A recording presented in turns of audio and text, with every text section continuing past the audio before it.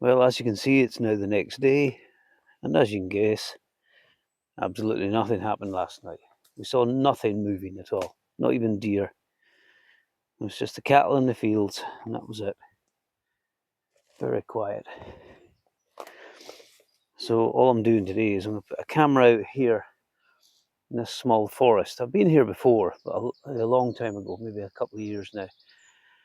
And the reason I came down here to put cameras in the last time was that I found tracks further up the hill. Well, a paw print that pointed in the direction of this small forest. And I know from many years ago, I can remember hearing stories of people seeing a black cat around this area too.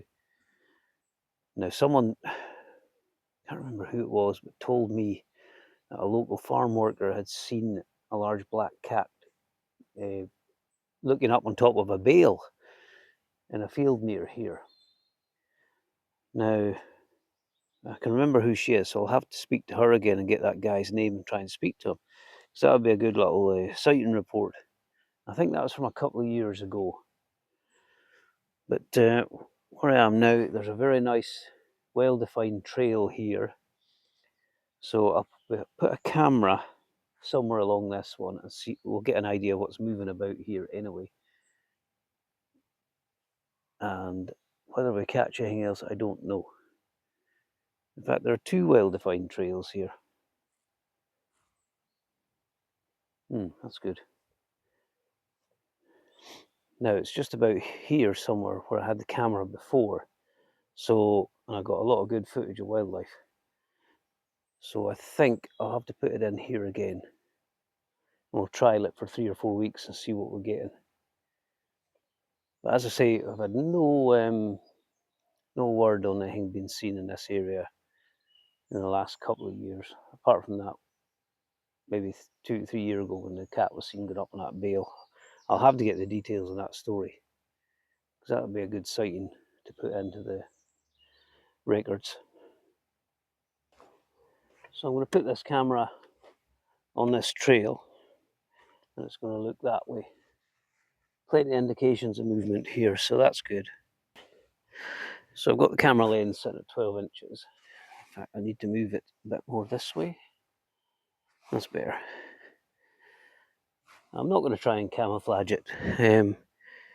This is a place where realistically nobody comes. And if anyone does and they see it and they make off with it, well, I won't worry too much about it. It's quite an old camera now. And I'll just leave that here, covering this trail. Come back in 3 or 4 weeks and see what I get on it.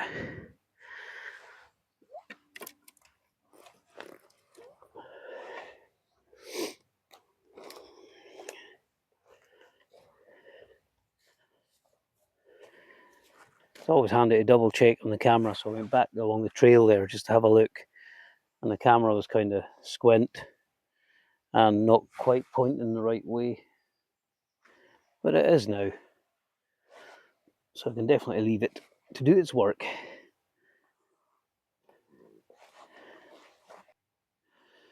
Here's a couple of marks I found on a tree, and this was about 2 years ago I found this.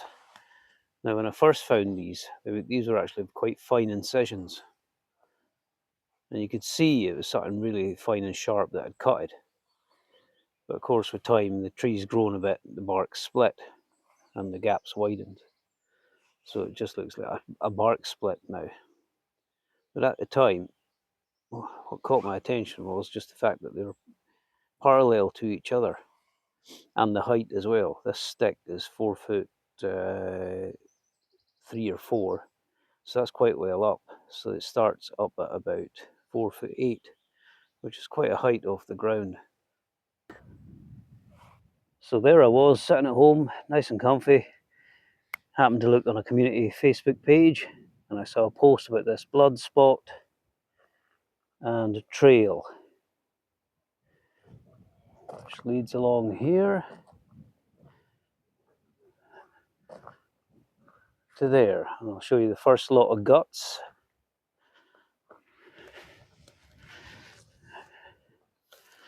And there we are there.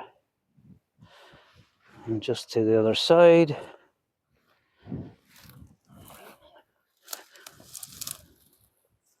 There's more. Now you can see the grass there from the innards.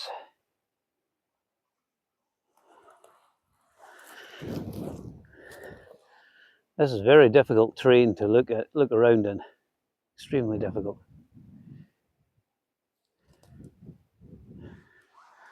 The only thing I have noticed is appears to be an area maybe where something was lying down. I don't know what. Maybe a flattened area there as well, possibly. There's a few though, but it's probably natural, most of it. Apart from maybe the first one, that does look like something's come in there and lain down.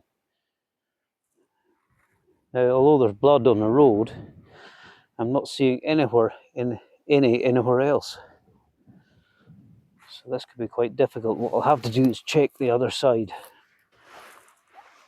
Looks like something was lying here.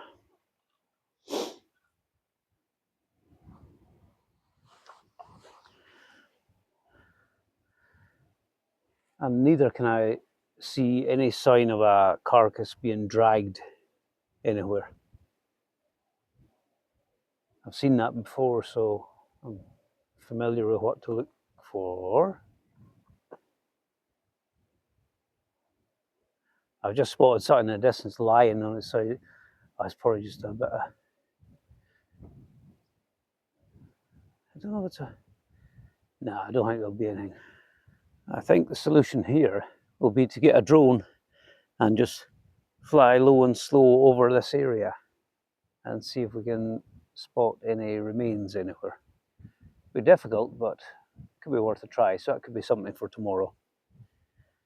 But I'll have a wee look round for a few minutes yet and see if I can find anything else.